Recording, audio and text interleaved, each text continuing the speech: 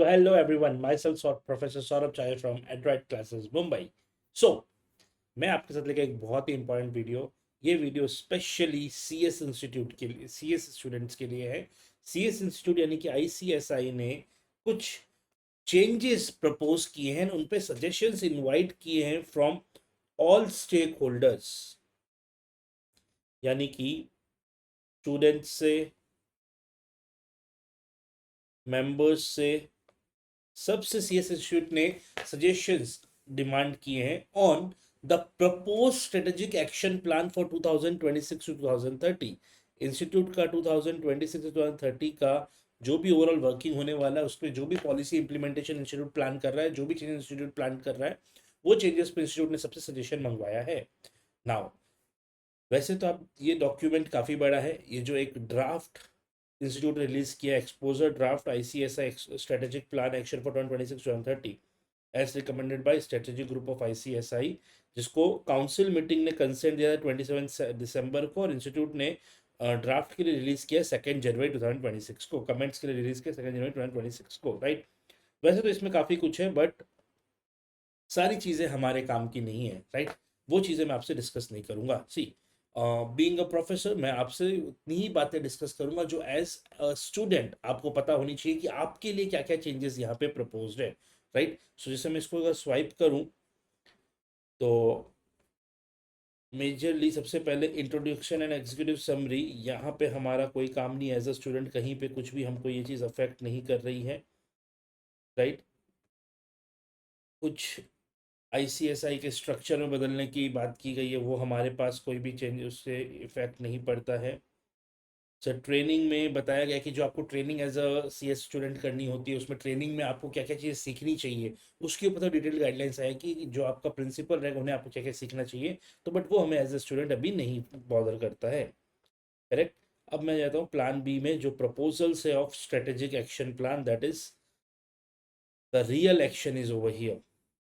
सबसे पहले improving organisational efficiency, sir तो इससे हमें कोई फ़र्क नहीं पड़ता एज अ स्टूडेंट। सीएस बनने के बाद आपको एज आपके ऑर्गेनाइजेशन में, सॉरी आईसीएसआई को, सीएस प्रोफेशन को गवर्न करने में क्या बातों का ध्यान रखना चाहिए, उसके बारे में बताया गया यहाँ पे कि आईसीएसआई क्या क्या काम करेगा। आपको क्या एथिक्स होने चाहिए, कोड ऑफ कंडक्ट होनी चाहिए, basically as a company secretary क्या काम में आपको करने अलाउड है, क्या काम आपको नहीं करने चाहिए, बेसिकली आपके कोड ऑफ कंडक्ट में कुछ चेंजेस आए हैं उस, तो वो भी चीज़ हमें अभी बॉदर नहीं करता है। सर सीसीजीआरटी जो बनाई गई है नवी मुंबई में, वैसी और सीसीजीआरटी एंड स्किल डेवलपमेंट सेंटर्स बनाने की बात की गई है। बेसिकली यहाँ तक हमें अभी तक कोई भी ऐसी चीज़ नहीं जो हमें कंसर्निंग लगे, राइट। बेसिकली इंस्टीट्यूट में अभी तक जो 2 टीयर सिस्टम है, उससे हम 3 टीयर सिस्टम प्रपोज करेंगे, central council, state council and फिर चैप्टर्स को भी कुछ पावर देने की बात कर रहे हैं, कोई इशू नहीं इसमें हमें।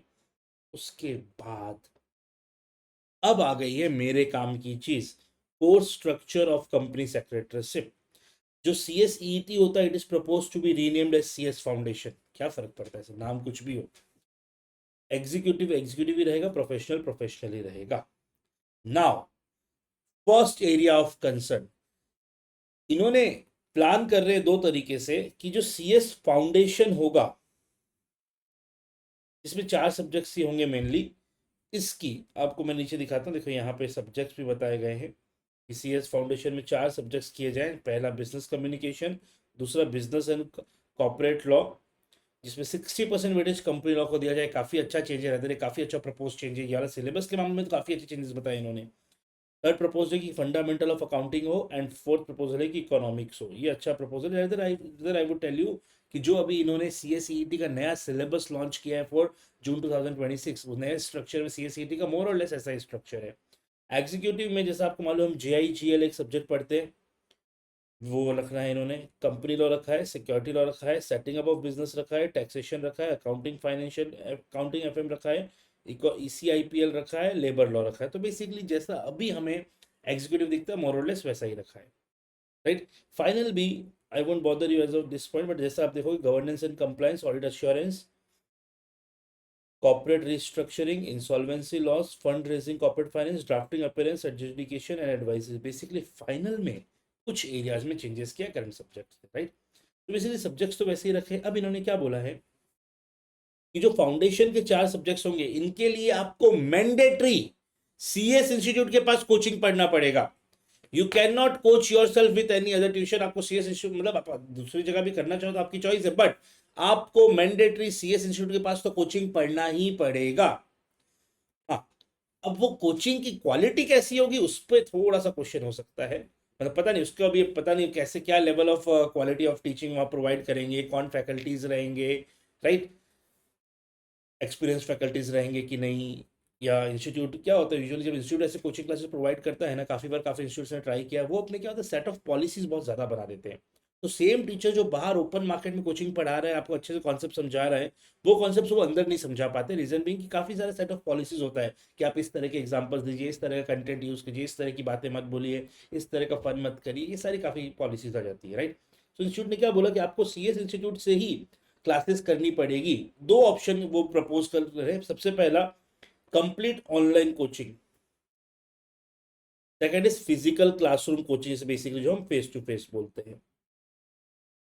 सेम प्रपोजल उनका एग्जीक्यूटिव के लिए है भी कि आप इंस्टीट्यूट के पास कोचिंग करिए ऑनलाइन या फिर इंस्टीट्यूट के पास ऑफलाइन कोचिंग करिए, यानी कि मैंडेटरी आपको इंस्टीट्यूट के पास कोचिंग तो करनी पड़ेगी प्रपोज चेंज में, राइट। आपको सजेशन देना है कि इसमें क्या करना चाहिए, ऑनलाइन वाला प्रपोजल एक्सेप्ट आपको करना चाहिए या ऑफलाइन वाला करना चाहिए, इन दोनों में आपको वोट करना है, करेक्ट। एंड इन दोनों में से एक चीज तो सेलेक्ट की ही जाएगी। प्रोफेशनल के लिए उन्होंने ऑनलाइन का ऑप्शन नहीं दिया, सिर्फ ऑफलाइन का ऑप्शन दिया है। आई डोंट नो वाई, सिर्फ फेस टू फेस के देते। प्रोफेशनल में ऐसा होता है कि कुछ स्टूडेंट्स ट्रेनिंग भी चालू कर देते रहते, प्रोफेशनल में ऑनलाइन की और ज़्यादा ज़रूरत है। तो इन्होंने क्या किया है, ईटी और एग्जीक्यूटिव को तो बोला तुम या तो ऑफलाइन या ऑनलाइन, दोनों में से कुछ भी चूज कर सकते हो, दोनों में से बताओ हमें कौन सा रखना चाहिए। पर प्रोफेशनल में उन्होंने बोला कि ऑफलाइन ही रहेगा भाई, ऑनलाइन नहीं रहेगा। एंड ये जो क्लासेस होंगी ये 3 महीने के लिए आपको करनी पड़ेगी। तो बेसिकली 3 महीने की मैंडेटरी कोचिंग पर ग्रुप आपको इंस्टीट्यूट के साथ करनी पड़ेगी। नाउ जो असेसमेंट होगा, जो असेसमेंट होगा वो एक बहुत ही अच्छे तरीके से दिया गया, वो मैं बताता हूँ अभी, लेकिन उसके पहले कोचिंग इंस्टीट्यूट के पास करनी पड़ेगी 3-3 महीने की, यानी मैं दोनों ग्रुप के हिसाब से 3-3 6 महीने की कोचिंग इंस्टीट्यूट के पास करनी पड़ेगी। फाउंडेशन में 3 महीने की करनी पड़ेगी, फाइनल में फिर से 6 महीने की करनी पड़ेगी। Now the problem with this is, institute से जब आप कोचिंग करोगे, the quality of education, quality of coaching can can be somewhere problematic, that is to be check, right. Otherwise ये चीज़ ठीक है। And second issue can be कि sir institute से अगर मैं ऑफलाइन कोचिंग करता हूँ उसके सेंटर्स कहाँ पे होंगे। मुंबई सिटी की बात करूँ मैं तो लिमिटेड सेंटर्स है, मेरे घर के एरिया में सेंटर नहीं हुआ तो मैं ट्रैवल करके कैसे जाऊँगा हर जगह। तो ये एक एरिया ऑफ कंसर्न है। अब इन्होंने क्या किया, असेसमेंट कैसे करेंगे, पासिंग क्राइटेरिया क्या है। सर 70% वेटेज दिया जाएगा रेगुलर एग्जामिनेशन असेसमेंट को, यानी कि जो आप एग्जाम्स दोगे। 30% मार्क्स दिया जाएगा मंथली असेसमेंट एट फाउंडेशन और executive level and practical learning at professional level. तो बेसिकली इन्होंने 70-30 का असेसमेंट लाया। बेसिकली 70% आपके एक्सटर्नल मार्क्स, 30% आपके इंटरनल मार्क्स, जो जैसे बीकॉम वाला सिस्टम नहीं होता है, कॉलेज के इंटरनल कुछ मार्क्स होते हैं, उस टाइप का इन्होंने यहाँ पे स्ट्रक्चर लाया कि 30 मार्क्स आपके इंटरनल मार्क्स है, 70 मार्क्स ही आपके पेपर के मार्क्स है, correct. Now most concerning part, passing percentage पर पेपर 50% एंड एग्रीगेट 55%। कि सर आप ये दोनों ग्रुप दोगे तो हमें मालूम है सर, दोनों ग्रुप का एग्रीगेट का 55% और हर सारे के सारे 8 पेपर में 50%। इंडिविजुअल दोगे तो सारे के सारे 4 पेपर में एग्रीगेट 55% एंड हर सब्जेक्ट में 50%, राइट। सो बेसिकली जो हमारा अभी 40% था इंडिविजुअली एक सब्जेक्ट का, उसे 50% कर दिया जा रहा है। जो हमारा 50% था अभी एग्रीगेट का, उसे 55% कर दिया जा रहा है, राइट। नाउ आगे चलते हैं। स्टूडेंट और एग्जेप्शन के लिए 60% ही रखा है, एग्जेम्पशन के लिए कोई चेंजेस प्रपोज नहीं किया है। यानी आप किसी सब्जेक्ट में 60% ले आते हो तो वो सब्जेक्ट आपका एग्जाम हो जाएगा, आपको उसका एग्जाम फिर से नहीं देना, बाकी सब्जेक्ट्स का एग्जाम आपको देना पड़ेगा एंड 55% के अकॉर्डिंग पास करना पड़ेगा। सो ट्रस्ट मी, ये एक एरिया ऑफ कंसर्न तो है यार। यार अब मुझे ज़्यादा मार्क्स लाने पड़ेंगे पास होने के लिए, राइट। बट डरो मत, जैसा मैंने बताया ये प्रपोजल है, अभी तक ये इंप्लीमेंट हुआ नहीं। आईसीएसआई ने सिर्फ प्रपोज किया और आपके सजेशंस मांगे। सो आपको प्रॉपर्ली रिप्लाई करना पड़ेगा। देखो बस फंडा बड़ा क्लियर है, दो चॉइस है, इधर वोट फॉर राइट कैंडिडेट या फिर vote for wrong candidate and then cry that that person is not working. So right now ball is in your court. If you feel कि ये चीज़ नहीं होना चाहिए, आपको अपनी वॉइस प्रॉपरली इंस्टीट्यूट तक पहुंचानी होगी। इस वीडियो के एंड में बताऊंगा कि इंस्टीट्यूट को आप अपने ओपिनियन कैसे बताएंगे।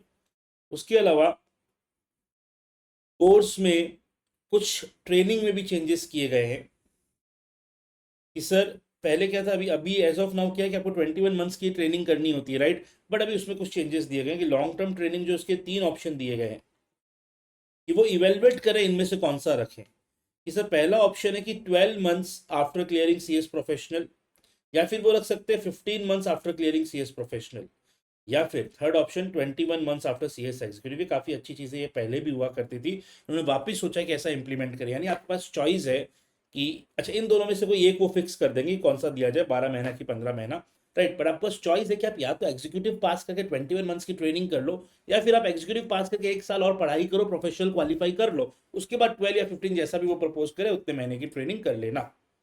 करेक्ट।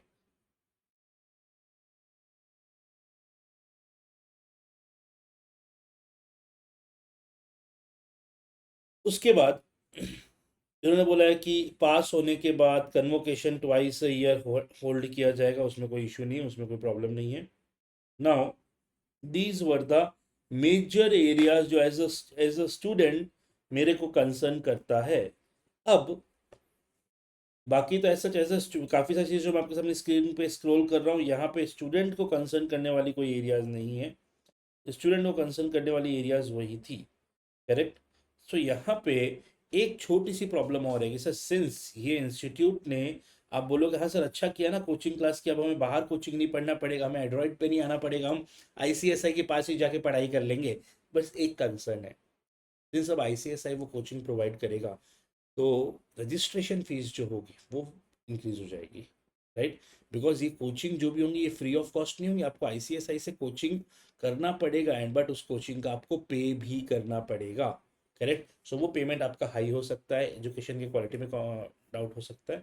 सबसे इंपॉर्टेंट पासिंग मार्क्स में चेंजेस आ रहे हैं जो हमें आई डोंट थिंक की चाहिए। करेक्ट। सो सर आप हमें फटाफट बता दो, we are now eagerly waiting कि सर हम इसके अगेंस्ट हमारा ओपिनियन कैसे दे। देखिए ये पीडीएफ मैं इस वीडियो के लिंक में भी डाल दे रहा हूँ, एंड आपके साथ सारे ग्रुप्स में भी जो भी आप मेरे से कनेक्टेड उस पर शेयर कर दे रहा हूँ। यहाँ पे फॉर्म का लिंक है, आपको ये फॉर्म ओपन करना है। इस रिमेंबर इसका ड्यू डेट है 8 जनवरी। यहां तक वोट नहीं किए तो no voting would be allowed. जो सोया सो खोया, रिमेंबर मैंने क्या बताया था, इधर vote for right person who should work for your favour, else waste your vote or don't vote for the correct person and then blame the person that he is not working properly, right? So the ball is in your court, you have to select right politician. Similarly आपको यहाँ पे opinion बताना है, ये form को आप visit करिए। Now यहाँ पर आपको बेसिक डिटेल्स बतानी है। Exposure draft of ICSI strategy action plan seeking comments of stakeholders. Remember the question number indicates in bold following serial number 5 of this form are consistent with the numbering use in the exposure draft. Draft के according है। देखिए आपको यहाँ पे अपना नाम डालना है, ईमेल नंबर डालना, ईमेल आईडी डालना है, मेंबरशिप नंबर डालना है। सर मैं तो मेंबर नहीं हूँ तो मैं क्या करूँ, मैं यहाँ पे लिख, सॉरी मोबाइल नंबर है यहाँ पे ये। आपको उसके बाद बताना कि आप मेंबर हो या स्टूडेंट हो। उसके बाद आपको अपना स्टूडेंट रजिस्ट्रेशन नंबर या मेंबरशिप नंबर डाल देना है, राइट। उसके बाद यहाँ पे आप जब नेक्स्ट करेंगे, नेक्स्ट करने के बाद आपको आपके वोटिंग के लिए ऑप्शंस आएंगे, वहाँ पर आप वोट कर सकते हैं। देखिए नेक्स्ट करने के बाद कुछ ऐसी स्क्रीन दिखेगी, काउंसिल ने आपको अलग अलग चीज़ें बताई है जहाँ पे काउंसिल को आपका सजेशन चाहिए, इंस्टीट्यूट को आपका सजेशन चाहिए कि आपको ऑब्जेक्टिव बताया है सब, जैसे कि consolidation alignment of functions of secretariat with the committees of the council. Object है to consolidate the related functional verticals and streamline of associated committees to reduce overlaps and eliminate the duplication of efforts। So basically institute के कुछ objective है, उसका justification भी दिया कि उन्होंने ये काम क्यों करना चाहते हैं, आपको आंसर में बताना है, राइट। कि आपको क्या चाहिए सर, आपको अगर आपको इसके लिए आंसर नहीं करना है तो आप एनए लिख दीजिएगा कि सर मुझे हर क्वेश्चन का आंसर नहीं करना, मैं एनए लिख दूंगा। जिस क्वेश्चन का आंसर करना है उसके लिए मैं प्रॉपरली आंसर करूंगा। तो सर मेरे को एज ए स्टूडेंट जिन चीज़ों पर आंसर करना चाहिए मैं आ जाता हूँ उस पर।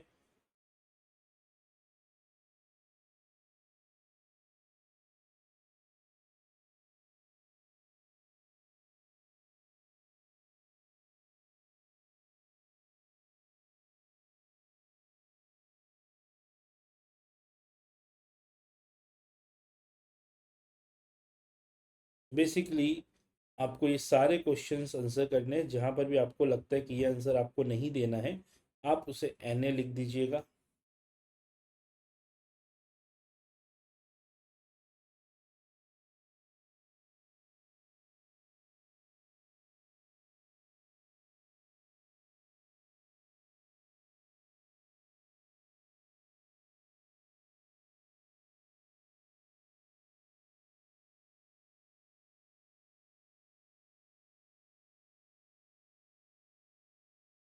इसके लिए जो आपको ये पॉइंट नंबर 58 मिलेगा ना, centralised ICSI CCGRT and ICSI education skill development centre, यहाँ पे आपको बताना है कि ये चीज़ करना चाहिए कि तो आपका आंसर होना चाहिए यस। कि ठीक है, आपके लिए ये अच्छी बात है, आपके लिए skill development centre and CCGRT और मिलने चाहिए, राइट। उसके बाद एम्पावरिंग वाली बातों पे बेटर रहेगा आप सब जगह यस यस कर दीजिए। एम्पावरिंग वाले बातों पे कोई प्रॉब्लम नहीं है हमें। अब देखो, ये आ गया 18 नंबर पॉइंट, जिसके अंदर 10th पॉइंट एड्रेस किया गया। ये है हमारे काम का सबसे important. Correct. Existing structure CSET executive और प्रोफेशनल, जिसको हम चेंज करके फाउंडेशन एग्जीक्यूटिव और प्रोफेशनल करना चाहते हैं। अल्टरनेटिव 1 क्या करना चाहते हैं? Complete online mode with centralise classes. Second is physical classroom, right. तो इसका ऑब्जेक्टिव क्या है? To overall company secretaries course structure for enhance learning outcome and practical exposure.